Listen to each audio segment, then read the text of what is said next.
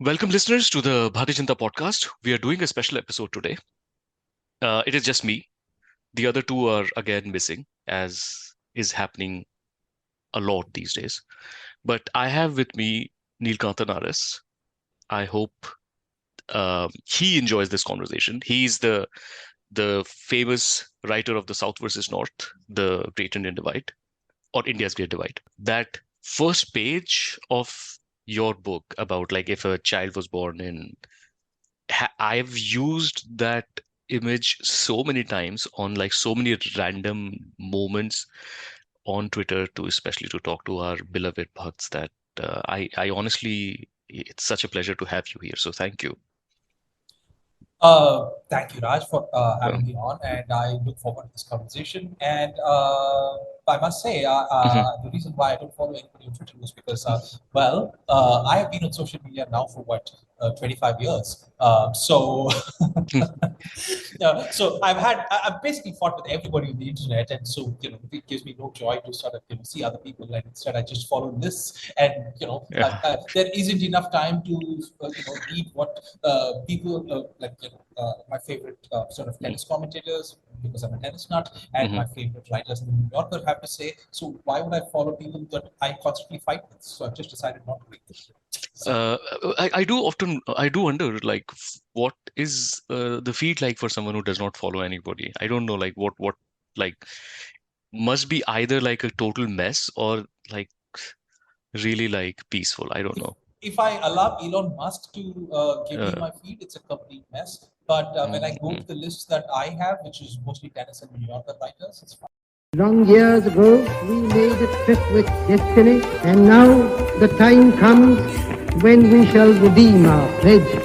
8 नवंबर 2016 की रात्रि को 12 बजे से चीफ मिनिस्टर के लिए मेरा एक ही संदेश है कि वो राजधर्म का पालन करें। हार्डवेयर वालों की सोच क्या होती है, हार्ड वर्क वालों की सोच क्या होती है। अरे ये ना पंजाब की खुशबू।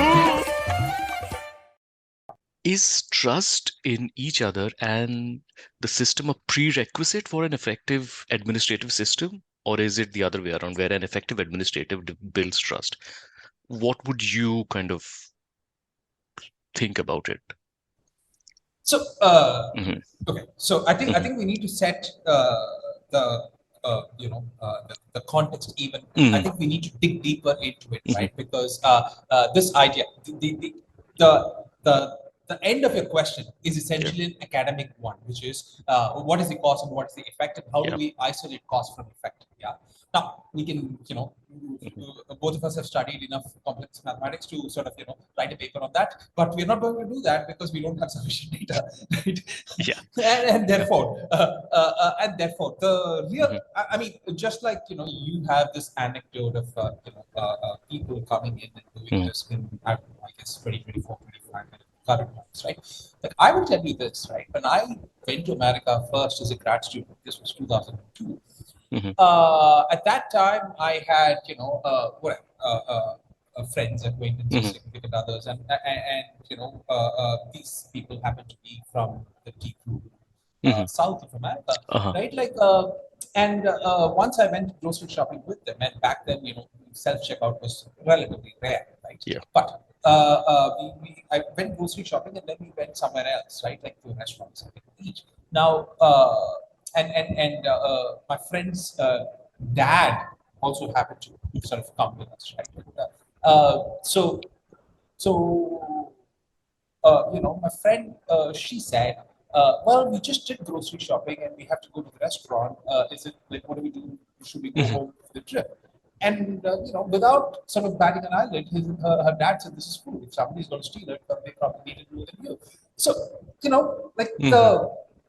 Yeah.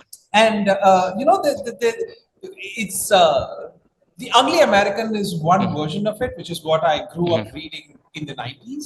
But when I first confronted this just normal, everyday American generosity, it just shocked me, right? Right? And this was like 2002, before, Mhm. internet or anything sort of took over, right? And I cut back to these days. Sometimes I live between Madras and Gurgaon, and this does not happen as much in Madras, but let's consider Gurgaon, right? So I live in one of these high-rise buildings, and sort of they have this thing called the Wazirabad Nalla. I don't know if you know enough. Essentially, it used to be like an open drain, and because Gurgaon has enough Fortune 500 companies setting up their shop, as part of their sort of corporate social responsibility, what they did was they just beautified that little open sewer and made like a nice walking / running path for rich people. Right? and because it is an open, it's public space. It's public space, except it's walled off. And the degree to which it is walled off is what I want to tell you, right? It is it has access from the road, except you're not going to see sort of there's like a road in which it's Gurgaon, so everybody drives, and it's the road happens to be in a relatively posh place, and the access to it is from that road, and it is walled off on either side. On the other side of it, as you keep walking through this, whatever renegotiated path, you will see like a shanty town. There's no sort of path from that in. So essentially, what you have is you have people in a shanty town sort of looking at these rich people running and walking. Yeah, I have done this, right? And every time I run through that, I imagine if I were living in that shanty town and I saw this public space being like sort of walled off from me, but I can see through. Yeah, I'd pick up a gun and shoot these people. Yep. Right? Right? And to answer your question about trust, now there are varying degrees of trust, right? Like like you rightly said, America is no sort of utopia here, right? Like if you go to Northern Europe, it's much higher. Of course. And India is an extreme case in the other direction, right?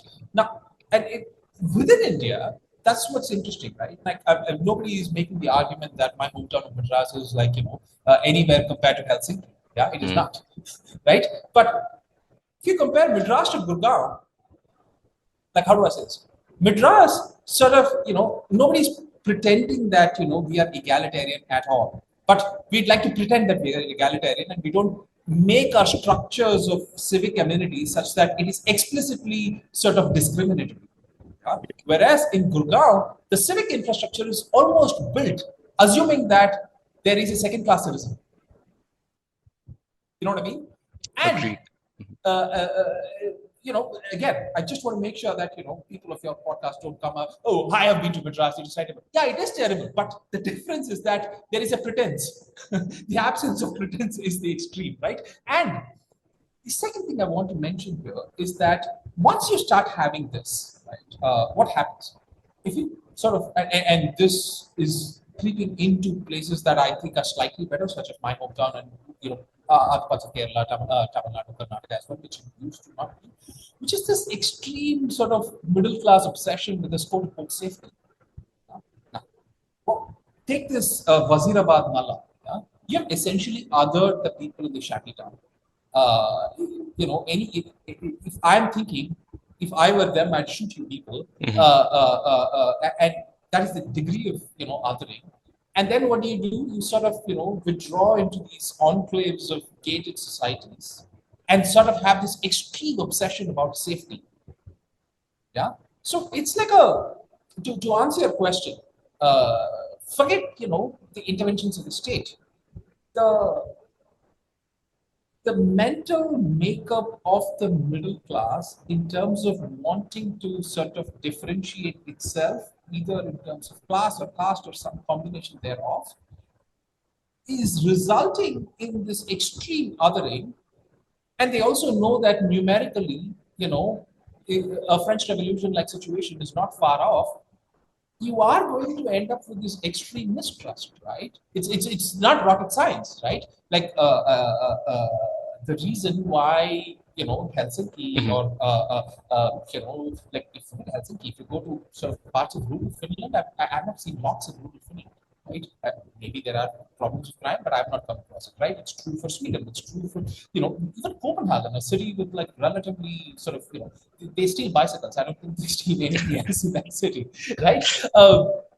So the point I'm trying to make is, we have a system wherein we like to other people in the, and this has resulted in creating civic infrastructure, which is essentially one of othering in the name of safety. And then because we have other the distance between, like, once you go down this path, you're essentially increasing distance, and when you increase distance, trust reduces, and when trust reduces, you're going to increase distance further. It's a vicious cycle. That's a great point. Actually, it takes me like I'm almost like now trying, like there are 3-4 different paths that I can take from here, But just aside, like I fairly recently, I visited Madras fairly recently, and the one thing that I noticed, and this is like maybe this is part of the discussion or slightly different, but like, so in evening, visited the Marina Beach, and something that I noticed, which was very different from some of the other beach areas that I've visited in India, is the only, and maybe it was about the time or you know the spot or whatever, but I only saw people from the working class there. I did not see the usual rich posh tourist folks there. Is there a reason for it? Yes, because there are several reasons. Hmm. Marina, in the last 5 years, has become a complete shit show because they constructed the metro Hmm. along the Marina, because of which they've essentially Hmm. made access to it very, very difficult, right? And because of that, middle class people have sort of voluntarily sort of stopped going there. They've been, and more importantly, Hmm. this has happened for a very long time. In the 80s, when I was a child, we used to go to the Marina on weekends. That Hmm. used to be a thing. Uh, Now, over time, people have moved on to arguments because of some complicated other reasons. But it's also true that uh, that part of Madras, very old Hmm. Madras, belongs to the fisher folk. And the Yeah. city has been rather crudely trying to evict them for generations. And if we go to what is essentially one of the oldest settlements in what is today Madras, like which date back centuries, Hmm. many centuries, right? And we are now shocked that those fisher folk are also occupying what is the beach. We shouldn't be. We should be surprised if you find middle class people like me True. going there, right? But the point is, and the marina, while the mix was, and therefore the working class representation in the marina has always been high. But to your point, it's the middle class has voluntarily opted out of the marina and now probably sort of goes to Ellis Beach in Besanagar Hmm. more than it does the marina because of complicated reasons, right? Like because marina has now become this whatever. The metro has made it very, very difficult. It's considered quote unquote unsafe once more. Yes. Like Yeah. That's where I right? was kind of Yeah. yeah. But when I was, in school, like, Hmm. playing football at the marina was like what we used to do.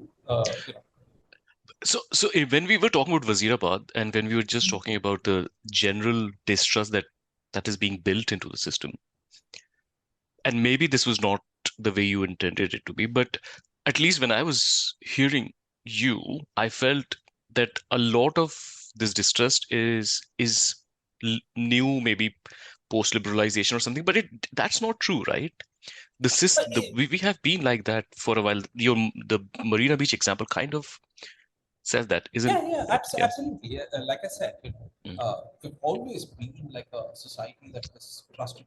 Like, historically, this society has been laden with divisions. Yeah, so that's the base. And then on top of that, when you have, you know, uh, uh, uh, what is the foundational sort of discriminating idea of society, the caste, which is like extends Yeah. thousands of years back. It then happens that that basis sort of exists, and then on top of that, if you add class, and then if you on top of that, you essentially add the concepts of post-liberalization capitalism, making that difference much wider than it used to be.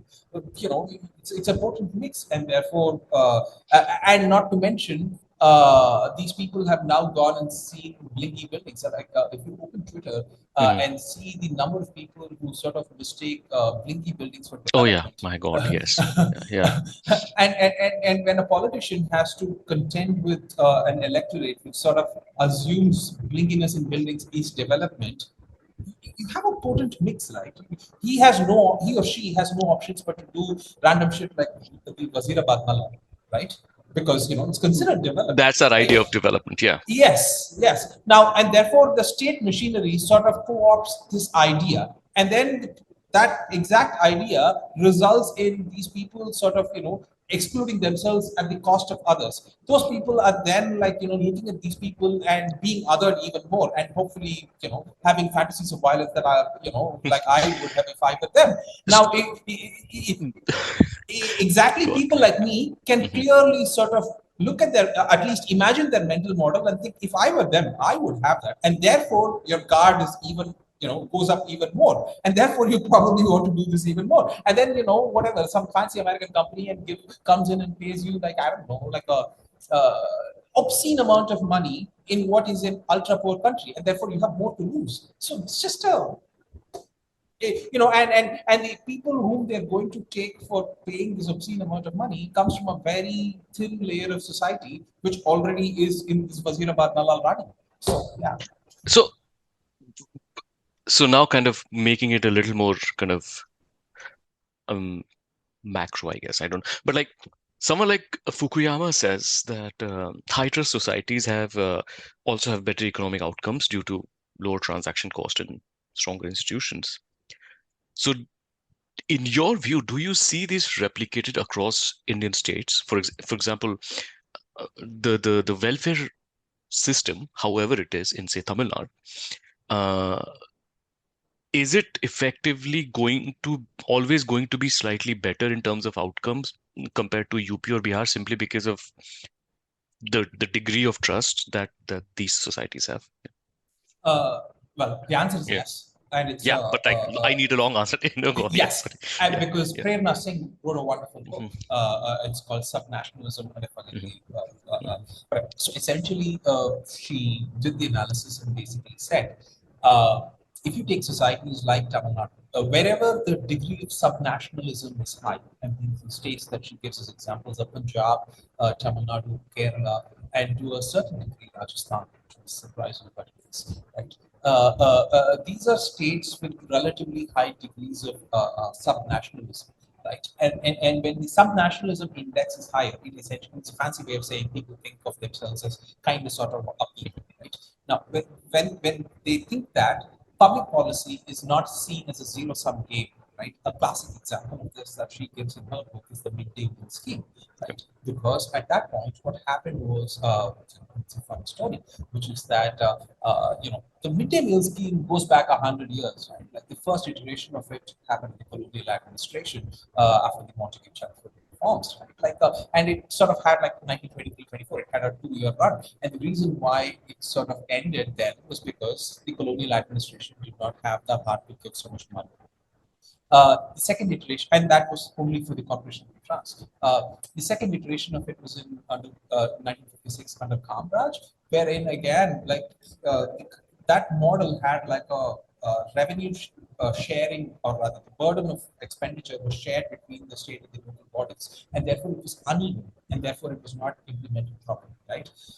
In 1982, when M.G. Ramachandran basically reintroduced this midday meal scheme, what he did was he took on the entire fiscal burden of this on the state government. It was enormous. Yeah. In fact, the story is that he went to Delhi and asked, for help. The then chairman of the planning commission asked him, "Are you running schools or are you running hotels?" And do you want to guess who the deputy chairman of the planning commission who asked this question was? No, A certain Dr. Manmohan Singh. Oh, wow. Oh, interesting. Okay. Yes. So while he might have sort of we might regard him to be a good man in later years, we should not forget the fact that he was neoliberal in some ways, right? So anyway, MGR got mad. He came back and he basically raised sales tax, right? That's the way in which he funded this, right? And therefore the state government took on the entire responsibility. But the reason why I'm saying this is because whatever the people in Tamil Nadu basically came to the conclusion that these are our kids, they need to go to school and get an education, right? It's a social compact, right? In the classic way in which social compacts work. And therefore, it doesn't matter who gets elected as chief minister anytime in the future from now on. Like midday meal scheme is a policy of Tamil Nadu that everybody is proud of. Like we will pay into the tax kitty because our children need to go to school. It's a thing that we all agree on, right? Now,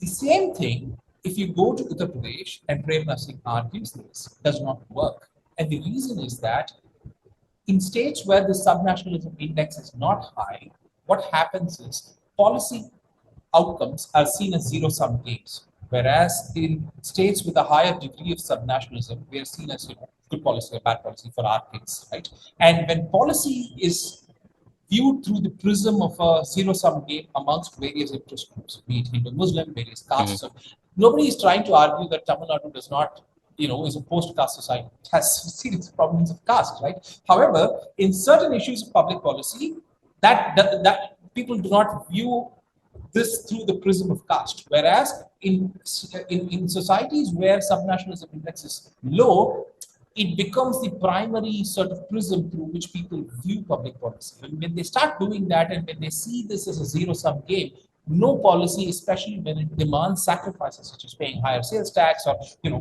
having a higher trust, like exactly what this translates to is if you have lower trust as a society, which is higher subnationalism resulting in cohesiveness to pay higher taxes is another way of saying we are a high-class society, at least for this specific cause, right? Yeah. And that does not happen in states like Uttar Pradesh and Bihar specifically. These are Prem Singh's examples, right?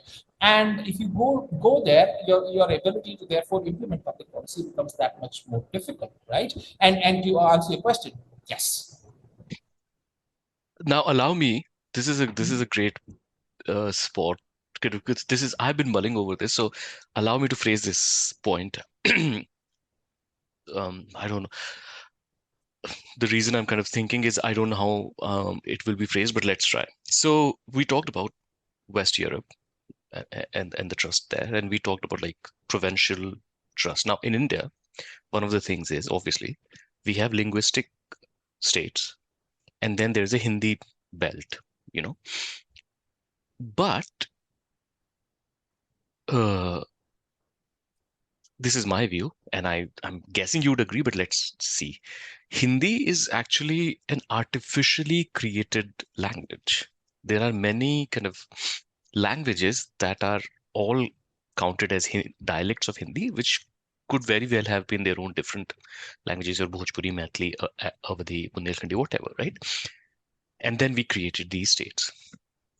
Do you think one of the factors in this, let's say Tamil Nadu or your Western European examples, having a degree of higher trust is because there's some sort of mono-linguistic, ethnic grouping that exists, which by the function of the fact that, say, like I grew up in MP, which is a Hindi state, but actually if you look into MP, there are Bundelkhandi, Bagelkhandi, there's this area called Mahakaushal, there are many different kind of subunits within a Hindi speaking state. And do you think, or I don't know, have you ever like thought of it from this lens that maybe, yeah. And I will tell you, I think it is true that the primary sort of variable through which we define ourselves as a people happens to be language. I don't deny that at all, right? It's true. But I think this is downstream of a more important thing, which is, I think there is a unit in terms of how many people can you imagine yourself to be your people? Is a serious question, right? if you put the Hindi heartland states together, like Madhya Pradesh, Uttar Pradesh, Bihar, Rajasthan, Chhattisgarh, Jharkhand, and to good measure, add Haryana and Uttarakhand as well, right? If you do this, this is like what 600, 700 million people, right? Yeah. If you're an individual, you cannot fathom this big a population to be a people, a society.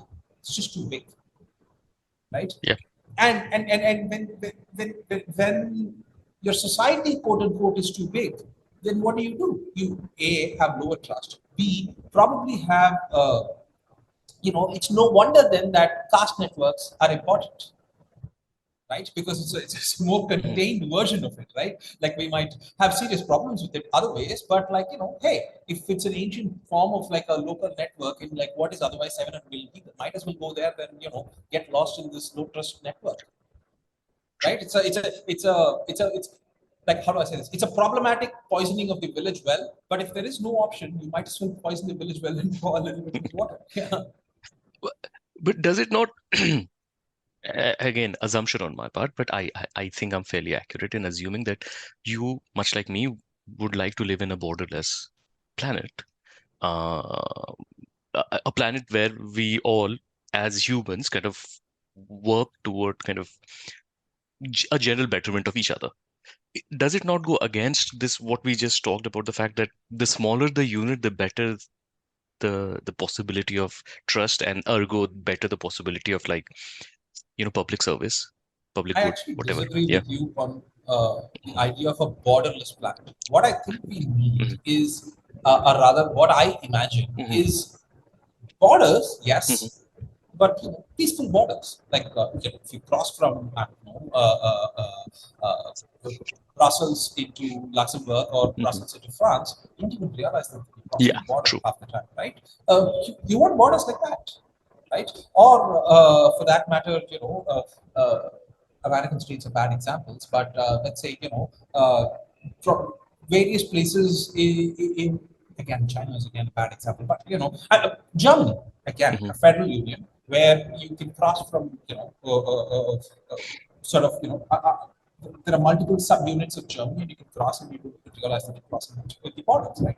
What you want is clearly delineated jurisdiction for people to sort of realize that this is the extent of their political I don't know, because if you diffuse that, right, there is a loss of half the problems of India are exactly because of that such diffusing, right? Because why does my sort of streets don't work? It's because my councillor is powerless in the city council. Why is he powerless? Because that city council has no ability to raise revenue and does not control the executive, which happens to be IAS officers, right? The IAS officer, the commissioner of Madras does not report to the mayor of Madras. He thinks that he's either equal or better than her, right? Or greater than her, right? And 90% of the taxes that I pay does not go to my state, forget my corporation. It goes to Delhi and then comes back here, right? And it comes back first to the state, and then the state has to devolve further into the city corporation, and the union government has problems devolving into the state. So the point is that, to answer your question,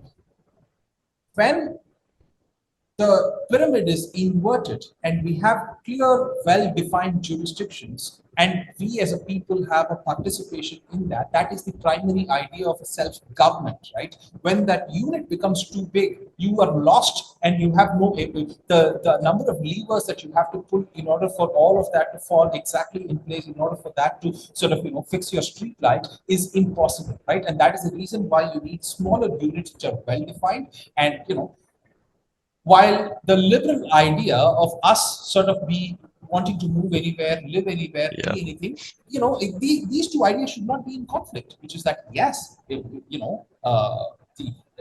we are civilized people, it doesn't mean that our jurisdiction and therefore our political idea should be dissolved in order for us to belong to something bigger. I'm perfectly happy, like for instance, take my own example. I'm from South Madras. I don't even think I imagine myself as being Tamil in any great sense. Right? Like if I go in the middle of rural Tamil Nadu, I'll feel out of place, right? I'm more in my element, either in South Madras, if you take three places, right? Let's say San Francisco Bay Area, South Madras, and rural Tamil Nadu. I'm more at home in the first two than I am in third. And the reason for that is, because of who I am, right? Like is it geographic? Yes. Is it cultural? Yes. Is it sort of socioeconomic? Yes. Is it caste related? Maybe. Yeah. Okay. Yes, but with caveats. Is it class related? Obviously, yes. But the point I'm trying to make is all of these also point to the fact that your like how do I say this? What is the definition of what is your in group is the actual question that you're asking. Right? Yeah. Like how do you define and delineate what your in group is? Right? That's the actual question. And what is the out group? And therefore, what is our relationship with the out group is the actual question that you're asking. Now, these questions, while the in-group definition, and I have a sort of, I wrote my book and sort of, I have a mathematical way to arrive at it. But the point is, the definition of the in-group should not automatically mean that we imagine an antagonistic out-group is all my limited point is. So now on that, a hater, which you have plenty on social media, Twitter, would say that aren't you essentially arguing? I'm thinking of a way to put it, but like essentially like think of like since we talked about Europe, right? Like one of the primary feature of all of these European countries are they are fairly homogenized, and one of the reasons for their which we kind of agreed, I feel, that strong network, trust network is maybe that homogeneity. And so are we saying that people of somewhat different ethnic or racial, background cannot be together? No, what we're saying is slightly different. What we are saying is historically or through the history of mankind, it has so happened because we didn't have modern methods of transport. We didn't have we human beings did not live life like the way you and I do at least until 50 years ago, right? Like the way in which mass migration has worked, right? Now, and therefore the imagination of the in-group has often been ethnic homogeneity. I do not disagree with that. I am, however, saying that if you, for instance, you've gone and lived and assimilated into that city, the concept of sort of, moving past ethno-nationalism as the primary variable for defining the in-group and moving it to other things is the primary liberal project of our times, is what I would argue. Right?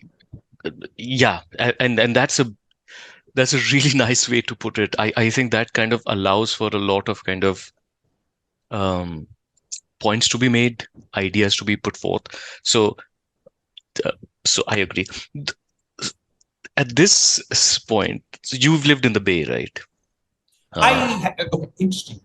I never lived in the Bay. When I graduated, I don't know how old you are. How old are you? 38. Oh, so children. Okay. Yeah. I am okay. Thank you. But listen, children.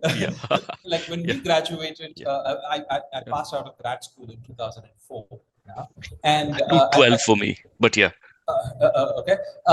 So when I passed out of grad school, the greatest sort of, and my sort of specialization was my first job was what was called an algorithm development engineer, right? So my narrow thesis and technical focus was on sort of some version of image processing, and the greatest sort of place which gave jobs was this enormous federal funding, because everybody thought the terrorists were out to get them back then, remember? And therefore DC was Washington DC was the place to be. Like it's looking in 2025 to think that Washington DC is a tech mecca is like a bizarre, but for a brief period when the federal funding was just any company could set shop and say some random thing about airport security or facial recognition and they'd get funded. And that's the reason why I used to live in Rockville, Maryland back in the day, right? But anyway, So digress. it's for all of the things that you said. My point was more Bay DC does not matter. I just wanted to kind of have you examined kind of your own self in terms of the way that you look at the world? Because clearly you and I are not the default. People, we are both technically what I'd call tech bros, right? And work in that or have worked in that area. And you've met, the reason I asked you that question is if you've met enough what I call Desi tech bros wherever you've been, and I'm guessing, have had enough chats about all of these things. And what I notice is that the trust, even while living in a high trust society, is well, maybe there is trust, but there is also this tendency to transact as much as possible.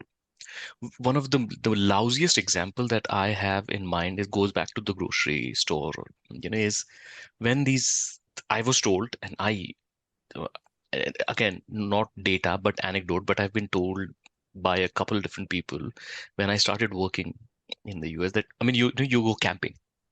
What you can do is buy all the camping gear from Walmart, go and camp and come back and return it. They'll accept it. They'll give you back your money. And I'm like, I will never do that. But I realized that I was an exception and not the at least in the kind of the broader circle that I saw.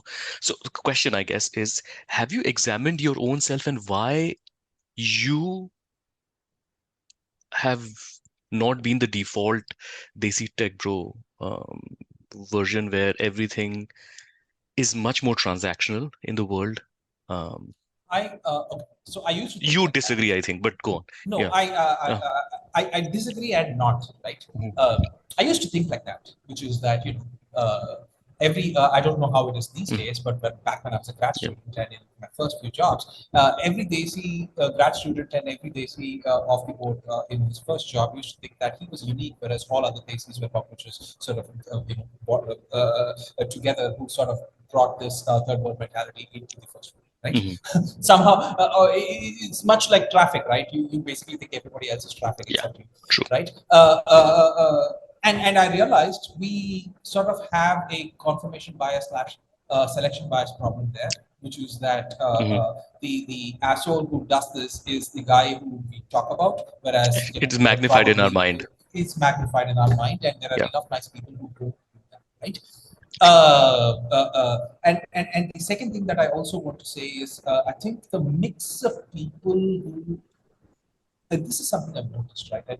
And I've sort of caught myself thinking, how classist am I every time I notice this, right? Which is that I think people from, again, like I said, I don't know your circumstances, and you seem to be slightly younger than me, and therefore, it's different. But at least way back when I went to grad school, and at that time, the kind of people who emigrated, like you could see every year, and this was just after liberalization, like a decade after liberalization, right? Like I think every year after liberalization, there were newer and newer sets of people who were starting to go to America for education, right? And their idea, and I think when I was in grad school, it was the first time where tier 2 cities started sending their sort of children to grad school. Now you immediately like if I think it is also true. I hope you edit that out. It's also true that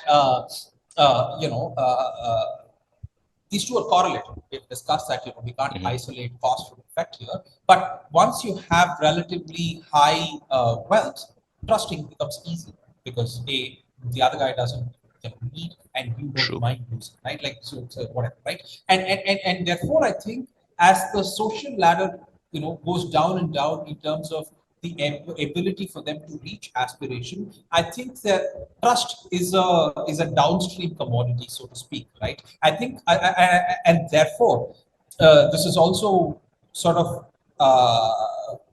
true about democracy, right? Like it's easy whenever a post-colonial society is formed, like for instance India, right? Like you will have the likes of Pandit Nehru, and people like him sort of imagine democracy, but every successive election, what will happen is both the voter and the person who is getting elected sort of goes down in strata of society, because that is how democracy works. It reaches them later, right? And they're going to bring their sort of lack of trust, their lack of resources, etc., into the democratic process. And it is easy for us to blame democracy or the state of society in terms of this breakdown, but I think it is a sign of increasing democratization, so to speak, that these people are coming into the fray. True. And it will take time for them to sort of assimilate into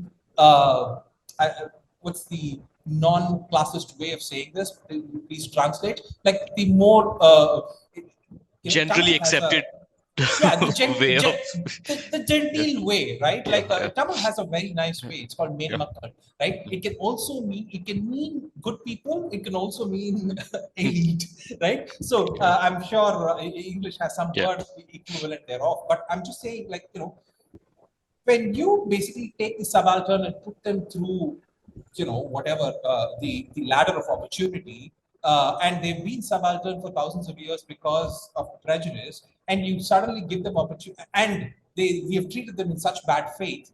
You suddenly give them opportunity. You can't magically expect them to act in good faith in that particular layer, right? So it's and it's not as if we are saints there in that particular layer. We are, we act in bad faith to all layers above us. So yeah. Actions and intentions. I fully recognize this. I recognize my own folly in this, because you're absolutely correct that those examples are magnified in your mind. But let us take what you just said and now kind of take it back to India. Do you think the distrust that we just talked about provincially, do you think it is also a factor of something similar, what you just said, that for whatever reasons, I mean, we cannot ignore the fact that Madras was a presidency, so the influence, the outside influence, good or bad, is let's keep it aside. But I would, maybe I'm wrong, but I'm saying, like, when I look at cities like Madras or Calcutta, I think of the fact that they, or Bombay even maybe, they urbanized earlier, and they had an urbanizing effect of around them that would have probably led to some divergence in the general tendency of trust system, whatever. And do you think that given enough time, we would start seeing the same outcomes in the Hindi states, for example? Or do you think that this is, well, I don't know what the or is actually. So let me just pause there. Yeah. So the question is very, the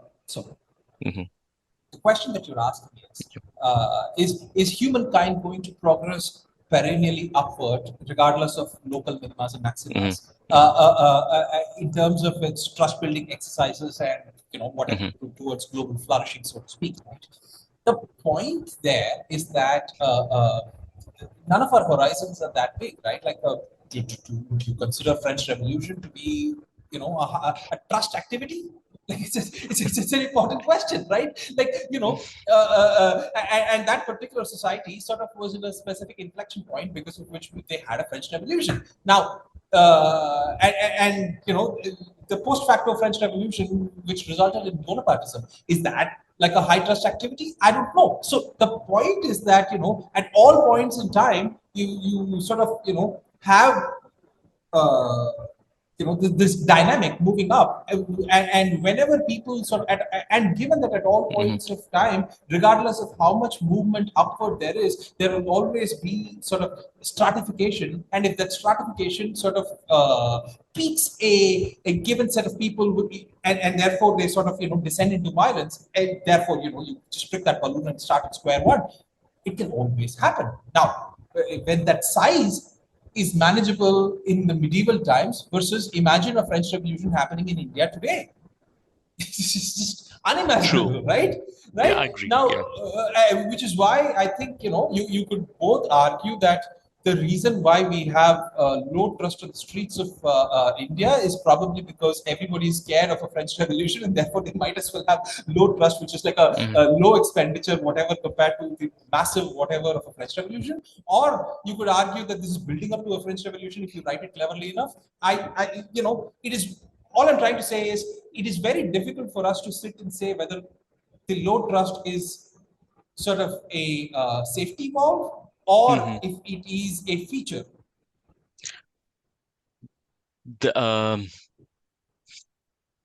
When I started, You can't specifically argue that we will sort of undo the low trust ever, because I think our scale is now so big and our poverty is so immense and our population is so immense and our Gini coefficient is so bad that I think we have crossed that reasonable sort of parameters of that problem, where we have crossed the boundary conditions so badly that I don't think we will sort of, you can't achieve Sweden here, right? Then I ask in jest, so when is the French Revolution happening then?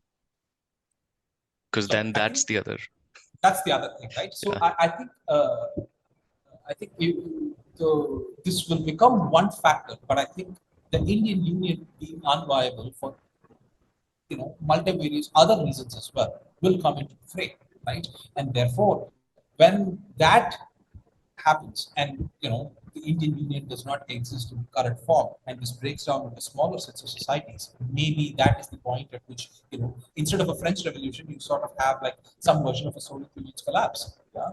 Now, when you or a better example would be Yugoslavia, because like people always say Balkanization as if it's a bad thing, right? Have you been to Slovenia, Croatia, even Bosnia for a limited amount? Like and even Serbia, despite all the war, they're like relatively prosperous. Much better HDIs than India. Yeah. No, agreed. Yeah. But I think when I started this, when I wanted to reach out to you and talk to you, right? The primary thought in my mind was actually, you say safety valve or a feature, the low trust is. The primary thought in my head has been that it is a feature. Okay. And that is how my operating principles have been, because if I want to think of it from the other side of the coin, the French Revolution side of the coin, and I'll just take you to like what is happening in India right now. Okay. I did not intend to kind of go over this, but if you allow me. So basically, we had this whole Pahalgam thing, then the Air India crash, and you could go as far back as COVID deaths or your Pathankot or whatever, right? Things happen. We don't really fully get clarity. We don't really know the names. Like, we know Ajmal Kasab from 2611. Like, he's famous. We don't really know any of the names of these Pahalgam terrorists. The black box Air India thing, like they said they can't review the black box in India, for whatever reason. It'll be sent to US. Yesterday I checked, it has still not been sent. We never ask questions. We never bother. What we are doing right now, and by we, I mean, I'm sorry, like now the unfortunate product of we has become North India, I guess. But right now there is this whole thing about, I don't know if you know, Diljit Dosanjh, the famous Punjabi singer actor, is coming out with a movie. When you say we, it means all of us, because even I've given up. But so he's kind of come out with this movie, and I don't know if you know about this, but the film has a Pakistani actor. I'm pop culture illiterate.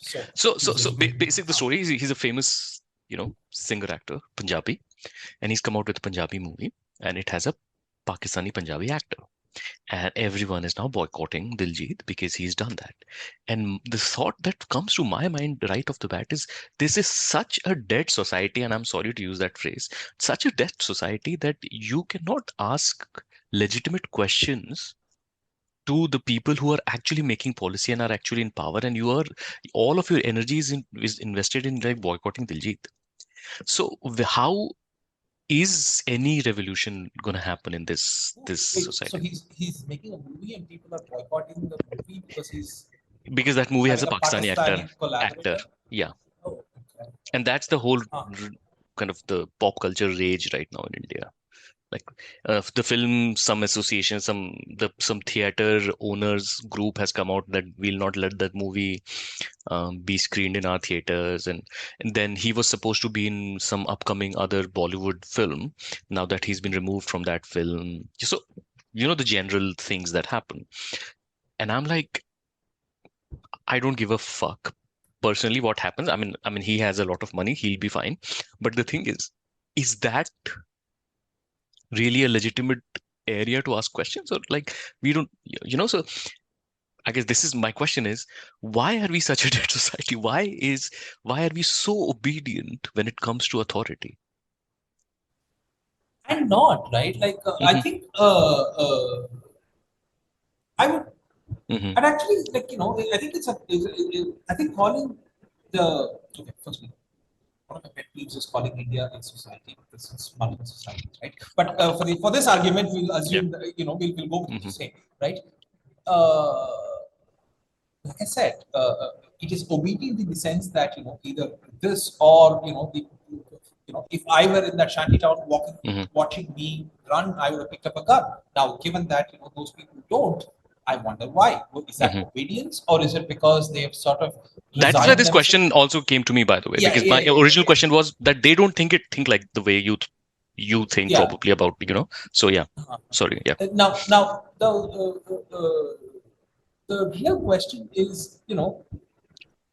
we are like how do I say this? We allow this to happen on one side, whereas the amount of tax cheats, the just the theft of public space, the public urination, just basic good citizenry that you would demand out of an obedient society. Just the most okay. Hmm. If you go in a metro in Tokyo or in Seoul or any place, like the discipline that they have, Oh and yes, if of course, you yeah. and if you sort of I don't know how often Yeah. if you take a metro in Gurgaon or Delhi, there are people who but the first time I went to one of these East Asian cities, and I sort of it was so crowded, and I was so worried that I didn't realize there was a distance between me and the door, and I was worried that I'd not be able to get down if I Mm. stop, and I'm an anxious person by nature, and it was just driving me crazy. And then I realized it was so beautiful that people who need to sort of whoever needs to go to the next station, they just stand in whatever like an automated queue version in a crowd, right? And so it just naturally flows out. I was like, wow, why is this society so well Yeah. organized and cooperative, right?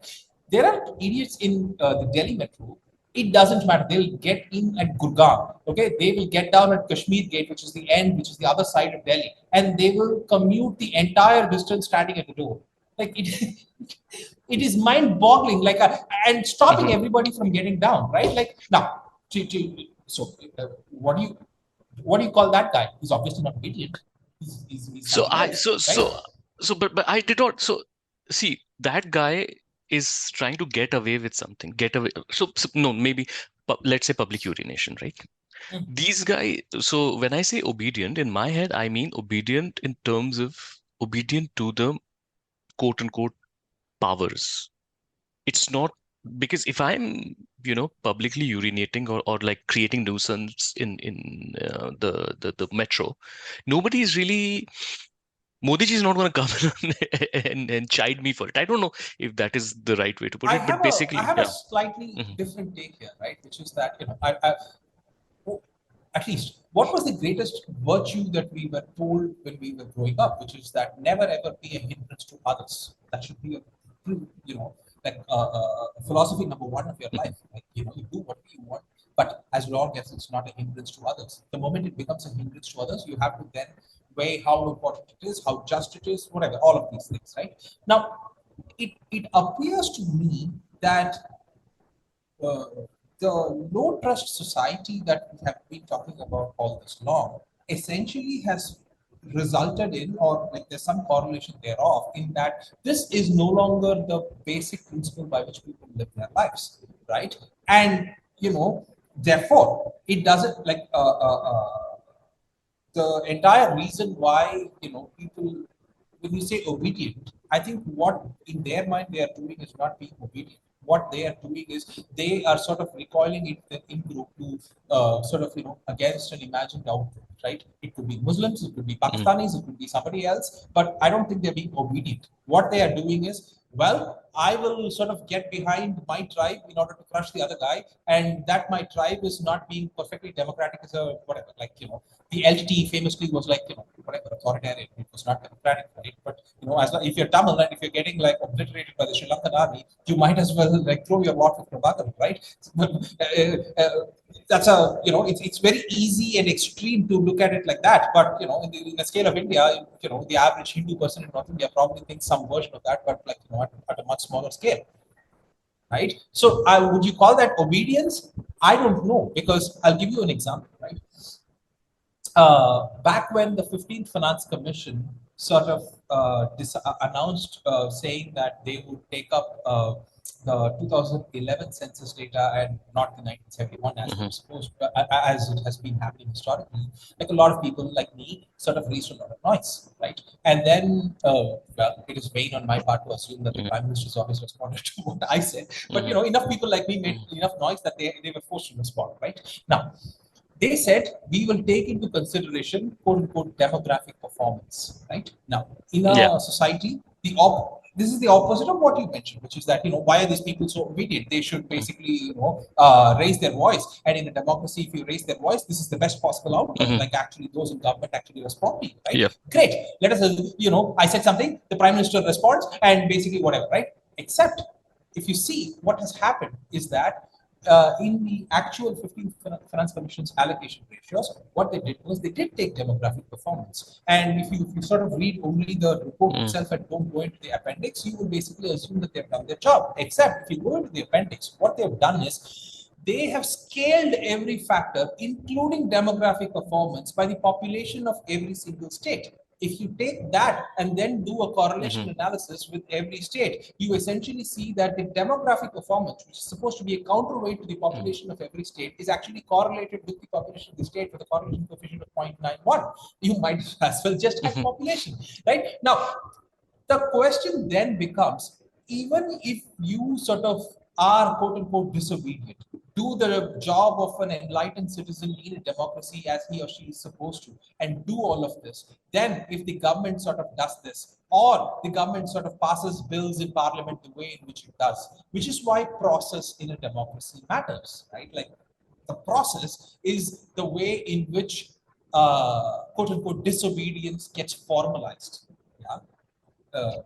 Right? And therefore, to answer your question, why are we disobedient is a lesser question in my mind than we having to sort of fight like hell every time a parliamentary procedure, or every time like a somebody urinates in the street, every time the government sort of usurps or rather goes away from due process. All of these things, even when it sort of like take Ajmal Kasab, right? Like it is reasonable for most people in India to think that this is a bad guy. He should probably hang to death if you believe in capital punishment, or like thrown into life in prison if you don't, like I do, right? But the point is that even the worst people that there are, you want due process only because you want the government to never sort of do that to regular people like us, right?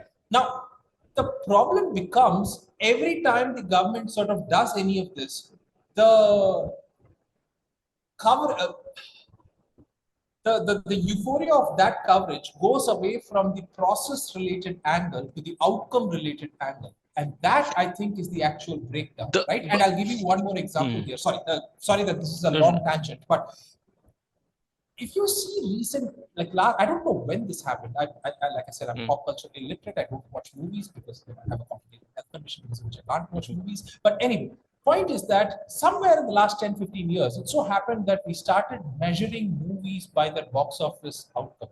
When did this happen? Weren't there supposed to be actual critiques, and wasn't this almost a badge of honor that your movie didn't actually do well because the audience is too stupid to get my great idea was used to be the autieur's idea of a great movie, right? Like when did that stop happening, and when was it that whatever box office collections became and when the government does this box office equivalent, that is when what you say becomes true, which is that the obedient guy is actually the guy who does not object to the process lacuna in what is supposed to be a Westminster system democracy. When I say obedient, I don't mean it too differently. Like the person who does not object to any excesses of the government, and see, I mean, there are so many different pathways from here that that we can go. I really need to have you come in once more, because even within low trust, high trust, there's a lot left. But the one thing, so on this, and you've talked about this, but I just want to kind of ask you this one more time, or maybe more like raw, brutally. So let's say 2026 happened, the delineation goes by, where the South is basically like fleeced out of their actual like rightful proportion. What do you like in your mind, in your understanding of, and not to say that you represent all of the South, but since you've written a book on it, how do you think, what would be the worst possible reaction, or not the worst possible, but what would be the maximally angry reaction that we can think that the southern states will have? That it is, people are going to be angry, or that there are going to be there are serious problems downstream is a given. The question in my head is not whether there is going to be anger or not. Like you probably agree, there is going to be anger. The question is, when this happens, how do we manage a transition without violence? Is the actual question. Yeah. So that's what I meant. What I meant is, will there be violence, and I just do not mean violence of like protesters burning buses, but like talking about like the India as we see today, level violence, if you know what I mean. Yeah. Would that? It is going to result in deep, like southern states are going to feel cheated, right? Like, and in a marriage, if one person feels cheated, it is not, what is going to happen? Well, divorce is the end product. But between like feeling cheated and divorce, there are like n number of steps, right? So where will this end depends on multiple factors, right? Like it also depends, interestingly, on electoral outcome, right? Now, if it's a lot easier, for instance, if the Congress were in opposition, and whatever, there are powerful regional parties like the DMK or the TRS, which is now the BRS, whatever. Like all of these guys sort of have like a like no revolution is organic, right? All revolutions are astroturfed in some way, shape, or form. Now, and no nation or no country is also like an organic. Like if you look at the borders of every country in the world, it's like somebody drew a line somewhere, right? Like, so none of that is organic. So there is a coming together of various motivations, limitations of set motivations, limitations of the people who have set motivations, the limitations of the opposite side and their motivations, and so on and so forth, right? Like, so the point that I'm trying to make here is, therefore, what do you foresee? Well, depends on who's in power, depends on, what is the degree of Pyrrhic victory that the BJP wants, depends on what the average Hindi voter sort of thinks about what South India is. And, because the delimitation, in my mind, is actually some way, shape or form, the North Indian voter thinking just about South India, just like the way he or she thinks about Kashmir, which is that it is land, it is mine. The people there happen to be incidental. Incidentally, yeah. So if the difference here is that, unlike Kashmir, we are a wealthy, prosperous part of the country which happens to fund you, right? So there is that whatever, right? Like we may not be as numerous as you are, but we are not as helpless as Kashmir either, right? In fact, some would argue that we're more powerful than you are, right? Now, so if that conflagration comes to a pass, what happens? I imagine a system, like I know what the solution is. I know what the end state is going to be, because, like all complex systems, they will eventually go to a state where there is the least sort of entropy. And I know what that least entropy is, and I've written about it in my book. How do you get that? will you get there with people killing each other, or will you get there with political like you said, there's varying degrees of violence, right? Will you get there with the least amount of violence or the maximal amount of violence? I don't know, but I know for a fact that as a mathematical system, we will get there eventually. I have often historically, I mean, since 2014, not historically, have made claims that, hey, this is not possible. And like, even though whoever is in power, this is not possible. And as a part of me still want to say it because, I mean, those who are in power, the one thing that I know about them is they love winning elections. They love winning elections, and one of the big things, that big goals that they have is to make a dent in Kerala and Tamil Nadu, you know, and for that itself, I sometimes feel that maybe I am, making this a much bigger challenge for the future than it actually might be. Having said that, they have proved me wrong over and over again, so I don't know. But the one thing that I do know is if a non-BJP alliance is in power, I don't think this um, delineation or how it goes through. I Yeah. want to Mm, I want to say this, right? As a person from sort of my roots in what is South Madras, right? Like, it is not in my interest to keep the poor voter in Gorakhpur as underrepresented either, right?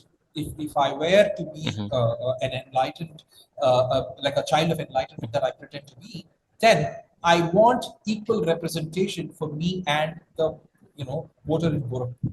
The question then is, it is not the solution is not in the way in which we divide the pie. It is to sort of say that there can be no government that is just with this much power sitting in Delhi. You and I need to have extreme decentralization, right? That is the only answer. Now, and therefore, we know what the answer is, because it's a problem with no solution. You might as well, in terms of, if you pick a strong center as your solution, that solution is obviously wrong, because either I have to be underrepresented or punished for my success as a society here, or the poor fellow in Gorakhpur needs to be punished for the faults of his parents. Neither of those two things are nice outcomes. The only answer then is extreme decentralization, and therein comes the actual problem, which is, what does the average Tamil person imagine himself or herself in group to be, and do they want to extend, fiscal and monetary / whatever else support to the poor person in Gorakhpur, and to how much? These are questions that they should organically answer and imagine. In other words, the union is made by its parts, not the opposite, right? And so, to answer your question, like, it's a given that these are all the end goal, which will be stable, is extreme decentralization, right? Now, politicians in their interest, if they don't want to do that and therefore want to win in the current system, I'm saying it is easy to imagine the great man theory of applying history. to Yeah. whoever is in power, right? But they all die. Human beings are fallible, right? Like, but systems and especially mathematical systems and tending towards low entropy is something that we all know, and that will happen. The level of homogeneity, or attempted homogeneity, that the current regime has tried to push is also a factor that I think we will have to kind of take into account as we kind of think about the future. I was surprised to find out that, and maybe I should not be, I don't know, that a city like Hyderabad had so many. First of all, the war has become such a marketing thing. Like, Operation Sindoor billboards across the city, and I'm like, um, okay, a part of me is like, oh, if it was North India, if it was a North Indian city, I would be like, I kind of get it, but like, But to see you it need in to Hyderabad, understand, yeah. right? Mhm. Like, if you open Tamil television, Yeah. right? Like, you see these BJP RSS types, Mhm. yelling and screaming. But you need to understand this. Yeah, like I said, just like revolutions are not organic, neither is this kind of marketing PR campaigns, either on PR or billboards, right? Like if you're a party which belongs to the Hindi heartland, what you will do when you want to expand into newer places is bring the politics of that place into the newer place. And if you have extreme amounts of money, like the incumbents now have, they're going to sort of flood the zone, so to speak, right? So I don't think we should make when Jayalalitha was chief minister in Tamil Nadu, like every 100 feet you could have a cutout of her, right? Like these are stupid tactics, right? Like it does not mean the average Tamil actually. No, of course, yeah. It's a different argument, so we'll come to that later, right? But if you have such extreme money and the people who are serving her sort of think that she likes to see this and therefore this is my way to move up in my political career, this is going to happen as an astroturfed idea. I think the same thing is kind of sort of happening in terms of the BJP ecosystem, right? Like they have a lot of money, and then the people who want to be part of that system think that this is the way to sort of move up the ladder in that particular system, and therefore they're sort of trying to play a narrowly focused career game for them. Except we, as the public, happen to be collateral damage in that, right? Like, I don't want to dismiss it, but I also want to be sort of sanguine about the fact that it is not entirely organic. Yeah, true. There's, as I said, we need to kind of get back together and talk about because I wanted to kind of go into high trust, low trust and talk about like partition and the effect that it had on certain parts of North India versus South India, and has that had an effect on trust? But I think we are already out of time. I do want to ask you one final question.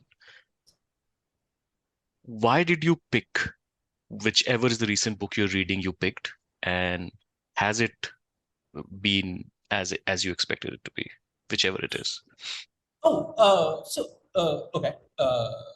My fancy way of asking what you're reading right now. Okay, so I will tell you what I am reading, but before that I want to tell you, like, while I happen to have written a book on non-fiction, I very rarely read books on non-fiction. Almost my 90% of what I read for pleasure happens to be fiction. Phenomenal. I'm reading The Vulnerables by Sigrid Nunez. Nunez is great. She was on NPR recently. Somehow I had missed this book, which came a couple of years ago. So I'm reading that. It's been phenomenal. The book before that I read was a book on again, that was a non-fiction book, and I sometimes get asked to review books which happen to be in, I don't know, for whatever reason, there are certain sections of the media which have decided that I'm an expert in South India delimitation, financial sort of allocation. That's how they stereotype you. And so whenever books on these topics come in, I'm generally asked to review or comment or do one of these things. So there was a book on delimitation which came about, and so I was asked to review it. That was the book before this that I read. I didn't the reference of me ranting about it here. But The Vulnerables by Sigrid Nunez, everybody should read. It's a great book. Noted. And thank you so much, Neil, for having this discussion. I really, really appreciate your time. Thank you so much. Thank you. It's been fun. Thank you. You know, sometimes what happens is when someone is used to going into like podcasts and this structure, my fear always is that am I kind of asking you the kind of things that you're always asked about, and the problem is that you cannot even escape it. There are certain things that you just kind of go to. So that's that. But thank you. I know it's late there, so please take your time. But it has been a pleasure, and I honestly I do think that there are a couple areas that we could kind of go on about. So not next week, not the week after, but whenever you have some time, I'll reach out and let's kind of try and connect again. Sure. Thank you so much, man. Thank you. Take care. Talk soon. Bye. Long years ago, we made a trip with destiny, and now the time comes when we shall redeem our pledge. 8 नवंबर 2016 की रात्रि को 12 बजे से chief minister के लिए मेरा एक ही संदेश है कि वो राजधर्म का पालन करें। हार्डवेयर वालों की सोच क्या होती है, हार्ड वर्क वालों की सोच क्या होती है। अरे ये ना पंजाब की खुशबू।